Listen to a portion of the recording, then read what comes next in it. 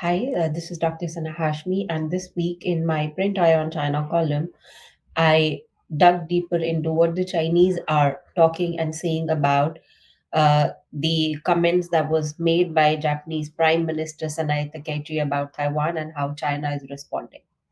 So let me walk you through how a single remark from Japan's new Prime Minister Sanae Takeichi set off a storm across the Chinese internet. This is the most trending topic. This is the most talked about topics on the Chinese internet now.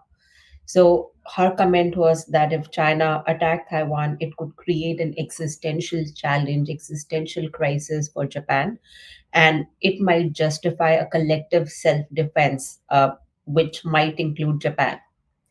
It, from Japan's perspective and from a regional security perspective, it did sound like a straightforward security concern and a comment.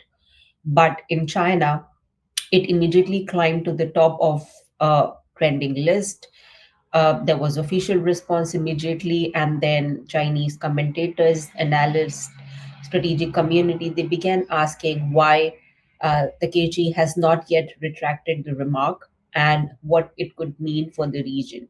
So now what we are seeing is that this fast downgrading of China-Japan relations. Of course, this was um, expected specifically from the Chinese side. I did a column a month ago or so about how China is perceiving Takeichi's appointment. So the enthusiasm wasn't really there because she was considered a radical right wing politician who was on the path of who was a protege of Shinzo Abe. So of course there was not a lot of expectation or enthusiasm from the Chinese side, and I think this is something that explains why and how China is reacting aggressively. So the reaction that is coming out of China is very fast, is emotionally charged. It is also showing how central Taiwan remains in Chinese public conscious, Chinese public thinking, and how sensitive China-Japan relations still are, that are shaped by history, rivalry, geopolitics, and strategic anxiety.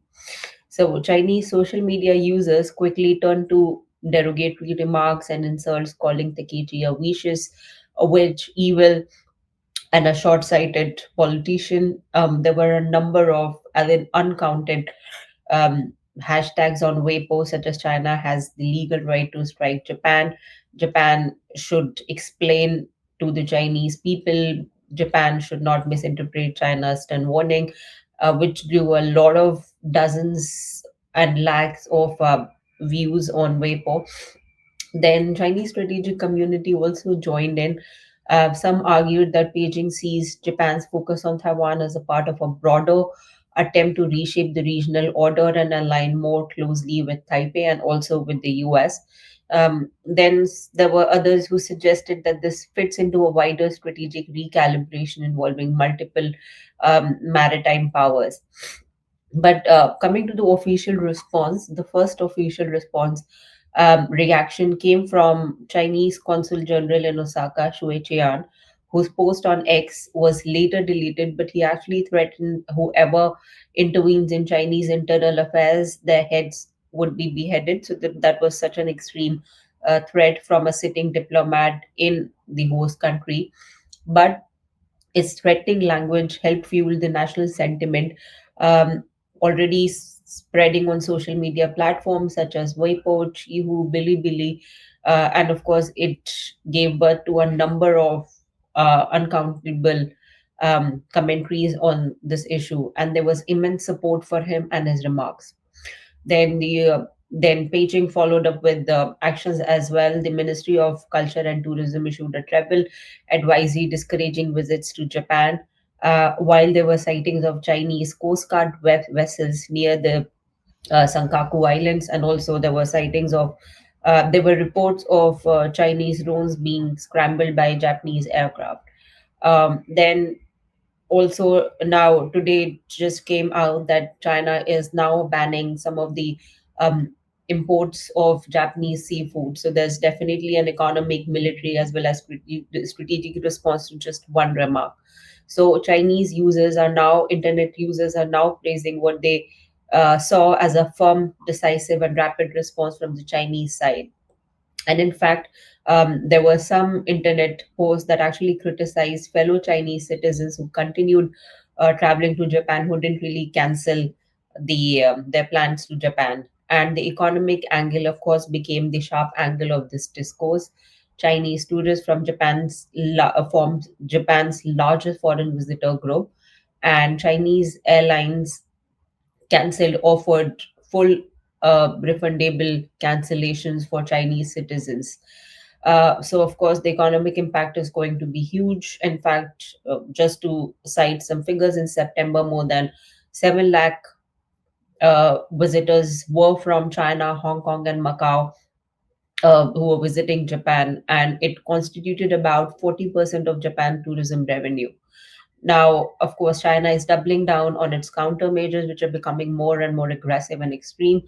In fact, to calm down the situation, a senior Japanese foreign ministry official also visited Beijing and held a meeting on November 18th with the Chinese foreign ministry official.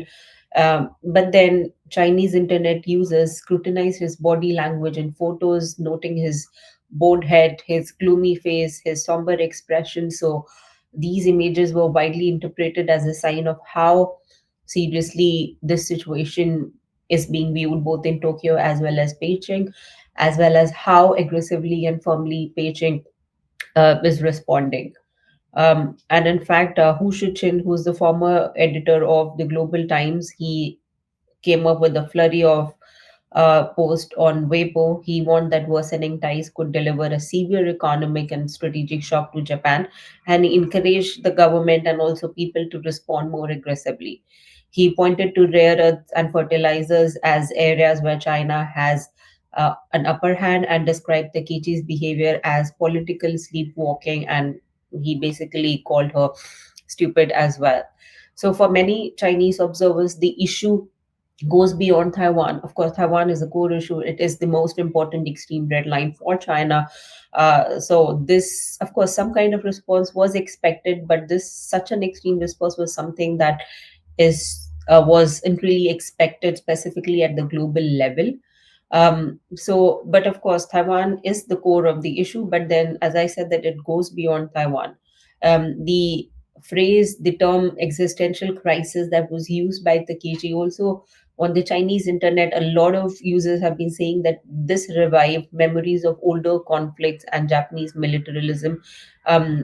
Basically, they are referring to Nanjing massacre as well as the so-called century of humiliation.